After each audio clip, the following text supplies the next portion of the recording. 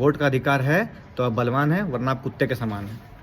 Vote चोरी का आरोप लग रहा है और आरोप मजाक नहीं है, क्योंकि आरोप लगाने वाला कौन है? Leader of opposition.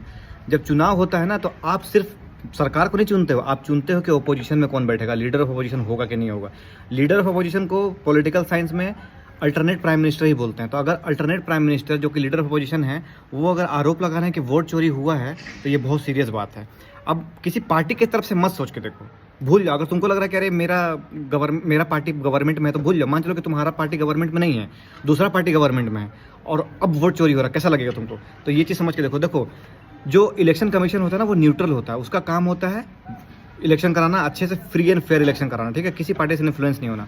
अब जो वोट का अधिकार होता है ना, आर्टिकल 326 वोट का अधिकार देता है आपको। अगर वो चोरी कर लिया जाएगा तुमसे, तो नेता लोग कभी तुम्हारे सामने हाथ जोड़ेगा? तुमसे डरेगा? उसको तो पता है कि अरे इसका वोट का क्या जरूरत है हमको, वो तो छीन लेगा तुमसे आके, वो तो चोरी कर लेगा।